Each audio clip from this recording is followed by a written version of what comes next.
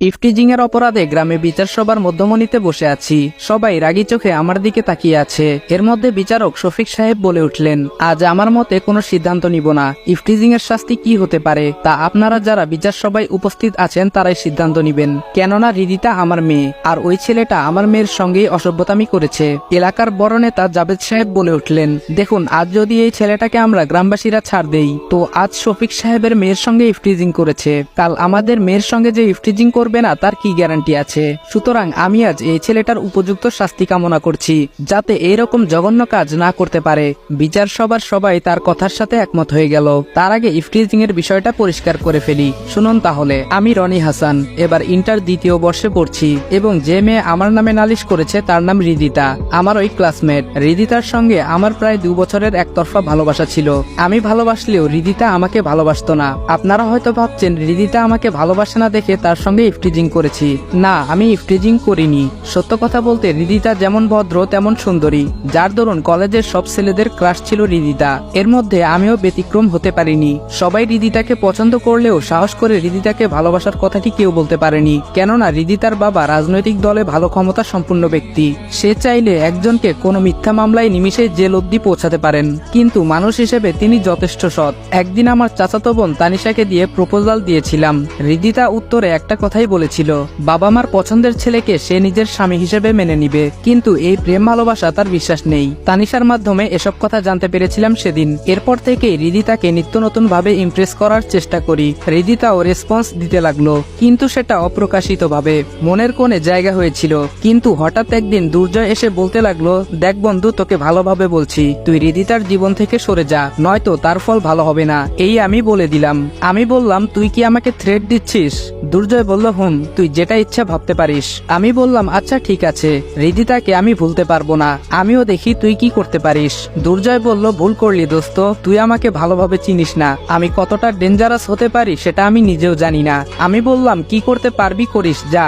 সেই দিন দুর্জয়ের সঙ্গে কথা কাটাকাটি করে আসছিলাম। তবে দুর্জয়ও নাকি রিদিতাকে অনেক ভালোবাসে। সেটা আমি জানলেও আমি আমার জায়গায় অটুট, আর দুর্জয় তার জায়গায় অটুট। এইদিকে রিদিতার সঙ্গে রিলেশনটা প্রায় হয়েই গেছিল আমার। ভালোই চলছিল দিনকাল। কলেজের ক্লাস শেষে মাঠে ক্রিকেট খেলতেছিলাম। এমন সময় রিদিতা কান্না করে আমার সামনে দাঁড়িয়ে বলতে লাগলো, ছি রনি ছি, এই ছিল তোমার মনে? তোমাকে আমি ভালোবাসিনি ঠিকই, কিন্তু মানুষ হিসেবে তো ভালো ভেবেছিলাম। আজ তার এই প্রতিদান। আমার হাতে একটা চিঠি ধরিয়ে দিয়ে বলল, আর অপরদিকে রিদিতা কান্না করছে অবিরাম। সেই মুহূর্তে কেমন জানি চুপসে গিয়েছিলাম। কি হচ্ছে এসব? চিঠিতে তো আমি ভালো কিছুই লিখেছিলাম, কিন্তু রিদিতা কান্না করার মানে তো কিছু বুঝতে পারলাম না। এরপর নিজেকে সামলে নিয়ে চিঠি হাতে নিয়ে ভালোভাবে লক্ষ্য করলাম। চিঠিটা দেখতেই আমার মাথায় যেন আকাশ ভেঙে পড়লো। হায় আল্লাহ, চিঠিতে এসব নোংরা কথা কেন উল্লেখ করা আছে? আমি তো এসব কথা কল্পনাও করতে পারি না, তাহলে লিখবো কিভাবে? তাছাড়া এখানে হাতের লেখার ধরন আমার হাতের লেখার ধরন হুবহু সেম, আমার হাতের লেখার মতোই। চিঠিটা পড়ে তারপর কাপা সুরে বলে উঠলাম, রিদিতা, বিশ্বাস করো, তোমার জন্য চিঠি আমি ঠিকই লিখেছিলাম, কিন্তু এসব বাজে নোংরা কথা আমি লিখিনি। হয়তো আমাকে কেউ ফাঁসাতে চাচ্ছে। এ কথা বলতেই রিদিতা সবার সামনে ঠাস করে থাপ্পড় মেরে বলতে লাগলো, আমাকে কি বোকা পেয়েছিস? তোর হাতের লেখা আমি এর আগেও পড়েছি। এই নিয়ে আমার কাছে তোর চিঠি 10 বার এসেছে। আগের চিঠিগুলো পড়ে বুঝতে পারতাম যে তুই আমাকে অনেক ভালোবাসিস, কিন্তু আজ যে চিঠি আমাকে দিয়েছিস সেটা পড়ে আমি বুঝে গিয়েছি তুই কেমন ছেলে। আমি বললাম, রিদিতা, আমি সত্যি বলছি, তোমার নামে কোনো নোংরা চিঠি লিখিনি। হয়তো কেউ আমাকে ফাঁসাতে চাচ্ছে। তুমি আমার কথাটা বিশ্বাস করো প্লিজ। রিদিতা বলল, আজই আব্বুর কাছে গিয়ে তোর নামে নালিশ করব, এবং তোর লুচ্চামিগিরি করাও বন্ধ করার ব্যবস্থা করব। রিদিতা এই বলে চলে গেল। এর মধ্যে তানিশা এসে রেগে বলল, চিঠিতে এসব নোংরা কথা কেন লিখেছিস? আমি বললাম, তানিশা, বিশ্বাস কর, আমি এসব লিখিনি। আমি ওকে আগের মতোই লাভ লেটার দিয়েছিলাম। তানিশা আমার গালে থাপ্পড় মেরে বলল, চুপ, আর একটা কথাও তুই বলবি না। তোর এই রিলেশনের জন্য কি না করেছি। আজ কেমনে পারলি রিদিতাকে বাজে প্রস্তাব দিতে? শেষে তানিশাও আমাকে অবিশ্বাস করলো। এখন সারাদিন চিৎকার করে বললেও কেউ আমার কথা শুনবে না। কি আর করার, চুপ হয়ে মাটির দিকে তাকিয়ে আছি। এর মধ্যে দুর্জয় ডেভিল মার্কা হাসি দিয়ে বলল, ছি ছি দোস্ত, তোর দ্বারা এই জঘন্য কাজ আমি মোটেও আশা করিনি। এই বলে শয়তানি একটা হাসি দিয়ে চলে গেল। এবার বুঝতে পারলাম এই সব কিছুর জন্য দুর্জয় দায়ী। কিন্তু এখন সকলকে বললেই কি আমার কথা বিশ্বাস করবে? তারা ভাববে অপরাধী অপরাধ করে সে তো নিজেকে নির্দোষ প্রমাণ করবে, এটাই স্বাভাবিক। কিন্তু আমি এখানে কোনো দোষ না করেই দোষী হয়ে গেলাম। তারপর বিচার সবাই কাকা কাকিমা আসলো, তারাই আমাকে লালন পালন করে বড় করেছেন। মাঝে মধ্যে আমার বাবা মার কথা জিজ্ঞেস করলে কাকিমা মন খারাপ করে বলতো, আমরা কি তোর বাবা মার মতো না? আমি বলতাম হ্যাঁ তা তো বটেই। কাকিমা বলতো, তাহলে বাবা মার কথা জিজ্ঞেস করছিস কেন? তখন আমি বলতাম তারপরও আমার বাবা মার ব্যাপারে জানতে হবে। কাকিমা বলতো, আমি চাই না তোর বাবা মার অতীত কাহিনী বলে তোর মনটা খারাপ করতে, এর জন্যই তো বিষয়টা গোপন রাখছি, বুঝতে পারছিস না কেন? তাছাড়া আমরাও তোকে অনেক ভালোবাসি, আমার মেয়ে তানিশার থেকেও তোকে আমরা আদর যত্ন বেশি করি, তাহলে অতীতের এসব কথা শুনে মন খারাপ করার কোনো লাভ আছে? তখন আমি বলতাম আচ্ছা ঠিক আছে, আর জিজ্ঞেস করব না এসব কথা। কাকিমা না করার কারণে আমি আর তাকে বলতে বাধ্য করিনি, এর জন্য বিষয়টা আজও আমার অজানা। তারপর কাকা কাকিমা তারা বিচার সবাই এসে শফিক সাহেবের দিকে তাকিয়ে জিজ্ঞেস করতেই তারা চিঠিটা তাদের সামনে ধরলো। তারাও নিমিষেই চুপ হয়ে গেল, তাদের মুখের ভাষা যেন হারিয়ে ফেলেছে। শফিক সাহেব তার মেয়েকে ডাক দিয়ে বিচার সবাই উপস্থাপন করলেন এবং জিজ্ঞাসা করলেন, এই ছেলেই কি তোমাকে চিঠিতে বাজে প্রস্তাব দিয়েছিল মামুনি? রিদিতা বলল, জি আব্বু, এই সেই ছেলে। শফিক সাহেব বলল, রহমান এবার তুমি বলো, তোমার ভাতিজাকে কি শাসন তুমিই করবা নাকি আমরাই করব? তাছাড়া গ্রামবাসীরাও দেখুক, তারাও যেন এই ইফটিজিং করা থেকে বিরত থাকে, আপনাদের যা ভালো মনে হয় তাই করুন। কাকা এই বলে চোখের পানি মুছে কাকিমাকে নিয়ে চলে আসলো, আর আমি ওখানে অসহায়ের মতো মাটির দিকে তাকিয়ে রইলাম।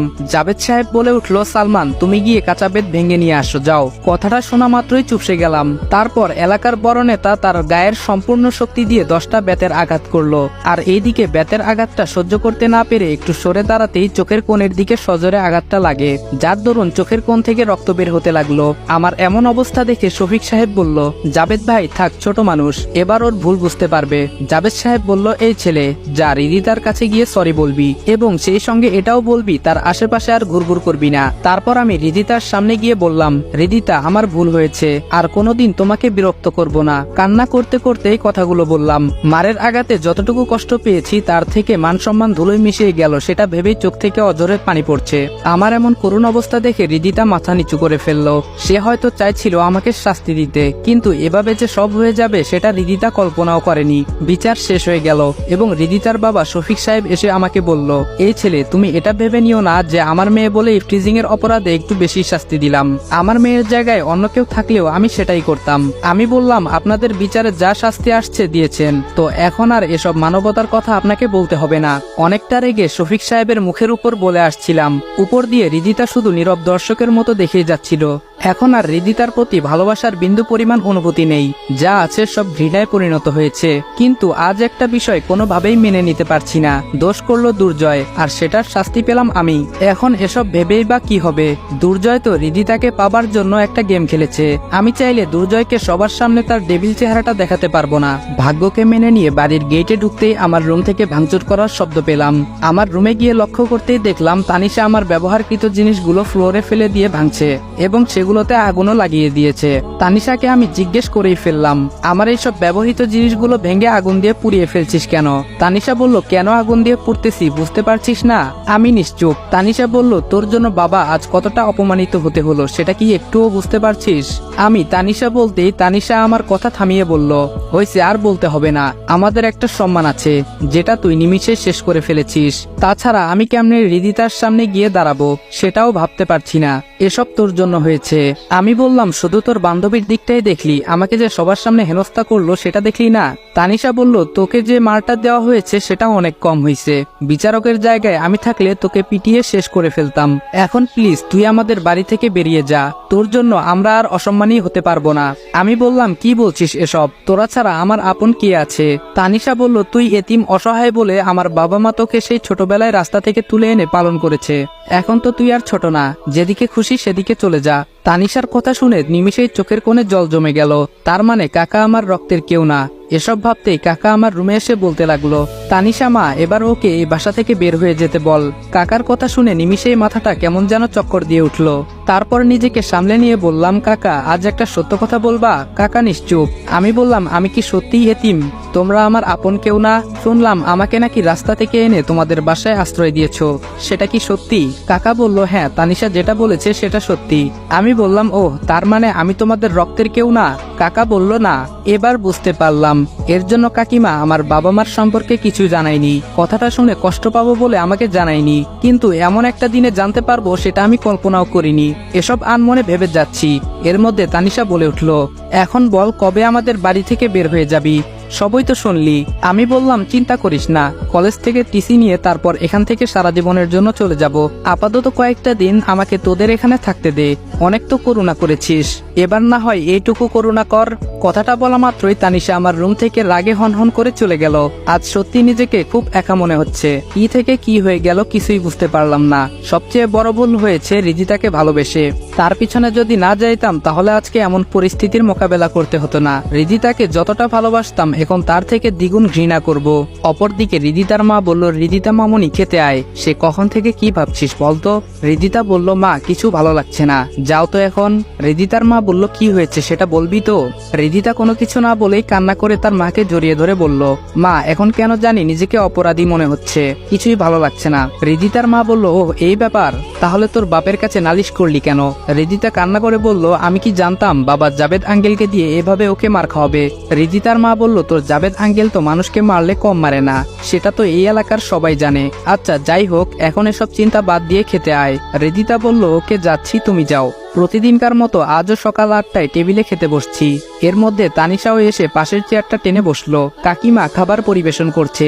এর মধ্যে তানিশা বলে উঠল, মা ওকে পোলাও মাংস সব খাওয়াও, ও কথা দিয়েছে সপ্তাহখানেক এখানে থাকবে, তারপর এখান থেকে চলে যাবে। কিরে ঠিক বললাম তো?